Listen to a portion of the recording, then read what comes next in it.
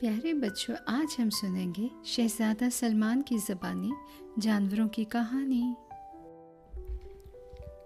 ایک دفعہ کا ذکر ہے کہ ایک بادشاہ تھا جس کا بیٹا سلمان بہت ذہین اور نیک دل تھا۔ سلمان کو ایک خاص نعمت ملی تھی، وہ جانوروں کی زبان سمجھ سکتا تھا۔ مچھلی، پرندے، کیڑے مکوڑے اور یہاں تک کہ شرارتی بھیڑیں بھی جو کچھ کہتی تھی سلمان سب کچھ سمجھ جاتا تھا۔ بادشاہ دنیا بھر کا سفر کرتا اور اپنے بیٹے سلمان کو بھی ساتھ لے جاتا تاکہ وہ لوگوں کے مسائل کو سنے اور انصاف کرنا سیکھے۔ ایک دن بادشاہ کے دربار میں ایک کسان اور ایک چرواہا حاضر ہوئے۔ ان کے ساتھ ایک بھیڑوں کا ڈرائیور بھی تھا جو مسلسل بیں بیں بیں کر رہی تھی۔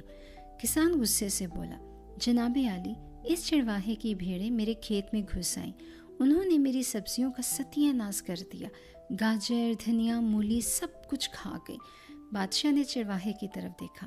چرواہا پریشان تھا لیکن خاموش۔ سلمان نے غور سے بھیڑوں کی آوازیں سنی، وہ ایک دوسرے سے سرگوشی کر رہی تھیں۔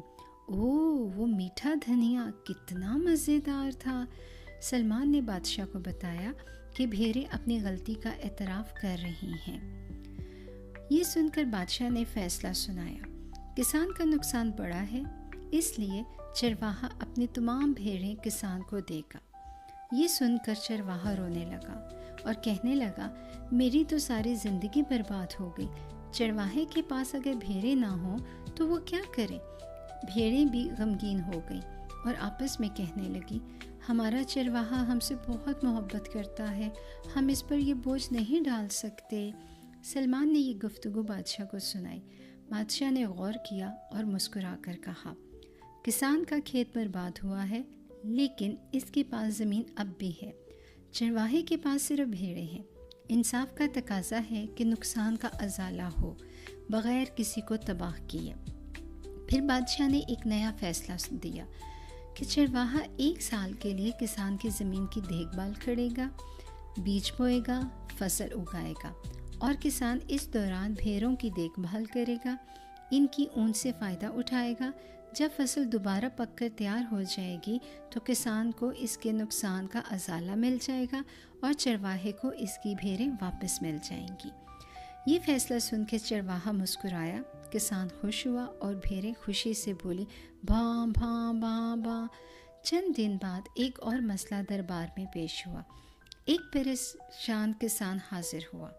اس کے ساتھ ایک مرغی بھی تھی جس کے پر بکھرے ہوئے تھے اور آنکھوں میں بے چینی تھی۔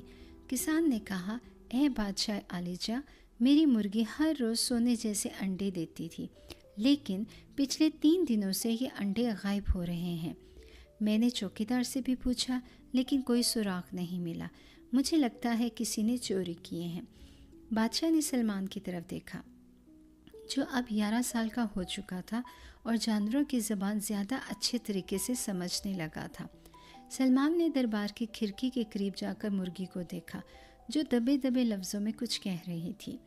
مرغی نے دوسرے جانور سے سرگوشی کی، یہ گلہری ہر صبح میرے انڈوں کے پاس آتی ہے، یہ گلہری بہت چلاک ہے، میں کچھ نہیں کر پاتی۔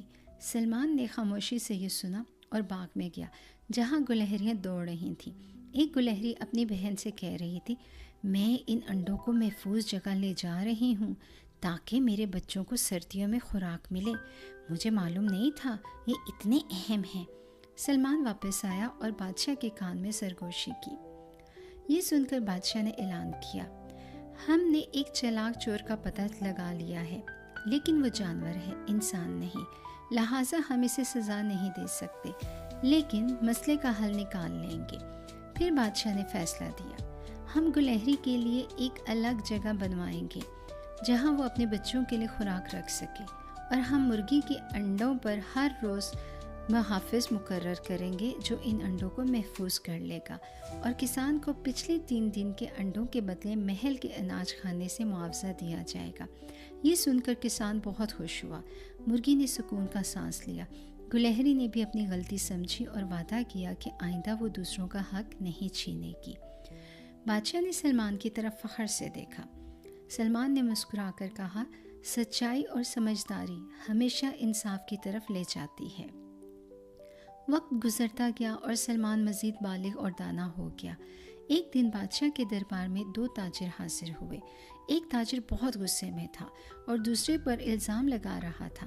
تاجر نے کہا، جناب عالی، یہ شخص میرے ساتھ دھوکہ کر رہا ہے۔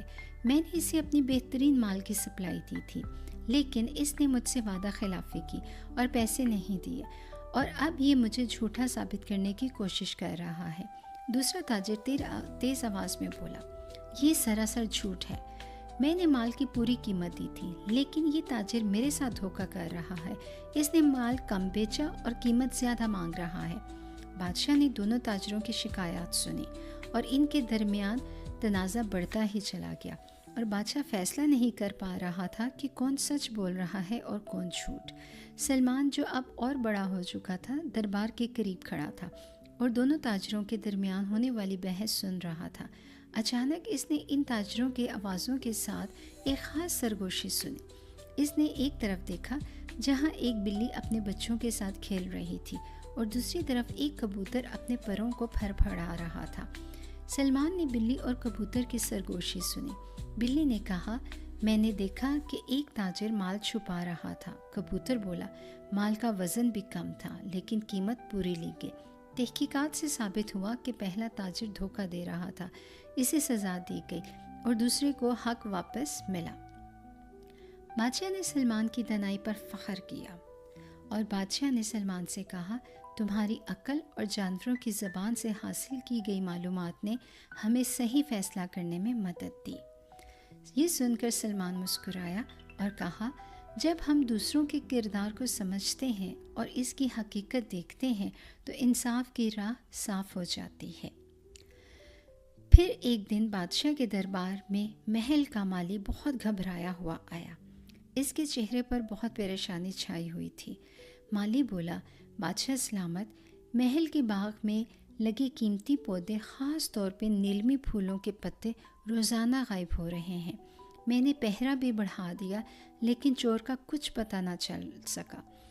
بادشاہ نے سلمان کی طرف دیکھا اور سلمان نے غور کیا اور پھر وہ باغ کی طرف چل پڑا۔ سلمان نے باغ میں جا کر دیکھا کہ ایک بڑے سے درخت پر عقاب بیٹھا ہوا تھا، اور وہ جو کہ شاہی باغ کا پہرے دار تھا۔ سلمان نے اس سے آہستگی سے پوچھا، اے آسمان کے محافظ، کیا تم نے کسی چور کو ان قیمتی پتوں کو لے جاتے دیکھا ہے؟ عقاب نے اپنی تیز آنکھوں سے ادھر ادھر دیکھا، پھر بولا، ہاں، ہر رات ایک سنہری دم والا چمگادڑ آتا ہے اور پتے لے جاتا ہے۔ وہ انہیں پہاڑ کی دوسری طرف اپنی چھپائی ہوئی جگہ پر لے جاتا ہے۔ سلمان فوراً بادشاہ کے پاس واپس گیا اور سارا ماجرا بیان کیا۔ بادشاہ نے پہرے داروں کو بھیجا، جنہوں نے چمگادڑ کو اس کی چھپائی ہوئی جگہ سے پکڑ لیا۔ وہاں نیلمی پھولوں کے کئی پتے موجود تھے۔ چمگادڑ نے معافی مانگی اور کہا، میں صرف ان پتوں کو اپنے بیمار بچوں کے علاج کے لیے جمع کر رہا تھا، مجھے علم نہیں تھا کہ میں چوری کر رہا ہوں۔ یہ سن کر بادشاہ نے سلمان کی طرف دیکھا اور کہا، ہمیں انصاف کے ساتھ رحم کو بھی ساتھ لے کر چلنا ہے۔ پھر بادشاہ نے ایک فیصلہ سنایا، اور وہ یہ تھا کہ چمگادڑ کو معاف کیا جائے گا، لیکن آئندہ وہ اجازت کے بغیر کچھ نہیں لے گا، اور ہم اسے کچھ نیلمی پتے ہر ہفتے دیں گے تاکہ وہ اپنے بچوں کا علاج کر سکے۔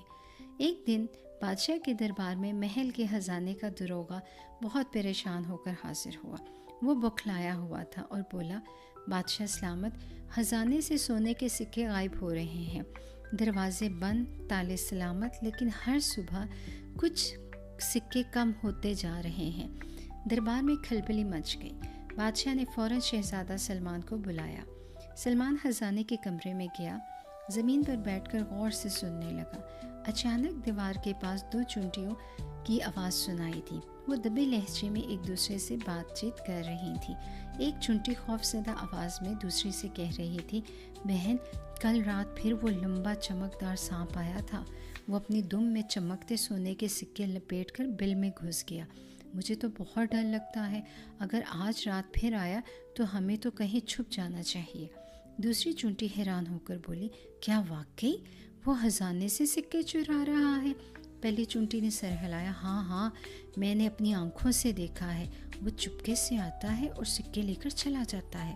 سلمان نے خاموشی سے یہ باتیں سنی اور فوراً بادشاہ کو بتایا۔ ابا حضور، چور ایک سانپ ہے جو زمین کے نیچے بل میں چھپا ہوا ہے۔ چونٹیوں نے خود اسے سونے کے سکے لے جاتے دیکھا ہے۔ بادشاہ نے سپاہیوں کو خزانے کے کمرے کے قریب محفوظ جگہ پر کھدائی کرنے کا حکم دیا۔ جلد ہی زمین کے نیچے ایک بل ملا۔ اندر ایک سانپ لیٹا ہوا تھا اور اس کے ساتھ سونے کے کئی سکے رکھے ہوئے تھے۔ بادشاہ نے سخت لہجے میں پوچھا، اے سانپ، تم نے ہمارے خزانے کے سکے کیوں چرائے؟ سانپ نے شرمندہ ہو کر جواب دیا، بادشاہ سلامت، مجھے ان سکوں کی چمک اور ٹھنڈک بہت بھاتی تھی۔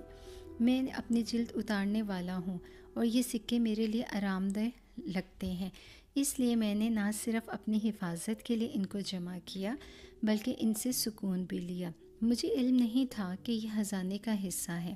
سلمان نے کہا، ابا جان، اس سانپ کی نیت چوری کی نہیں تھی، لیکن خزانے کی چیزوں کو بغیر اجازت لینا بھی ٹھیک نہیں۔ یہ سن کر بادشاہ نے کچھ سوچا اور پھر حکم دیا، سانپ کو کسی محفوظ جنگل میں منتقل کیا جائے جہاں وہ اپنی فطرتی ضرورتوں کی مطابق چیزیں استعمال کر سکے۔ خزانے سے چوری شدہ تمام سکے واپس خزانے میں رکھے جائیں اور ان بہادر چونٹیوں کو روزانہ ایک شربت کی بوند دی جائے جنہوں نے سچ سامنے لانے میں ہماری مدد کی۔ سلمان مسکرا کر بولا، اکثر سب سے چھوٹی آواز سب سے بڑی سچائی لاتی ہے۔ تو پیارے بچوں، اس کہانی سے ہم نے کیا سیکھا کہ اگر ہم عقل مندی، ہمدردی اور انصاف سے فیصلہ کرتے ہیں تو اس کا بہت فائدہ ہوتا ہے۔ پیارے بچوں، آپ کو کہانی پسند آئی ہو تو اسے لائک کر دیں، چینل سبسکرائب کر دیں۔ خیر سے سوئیں، خیر سے اٹھیں، اپنا خیال رکھیں، میٹھے سپنے دیکھیں۔ شب بخیر۔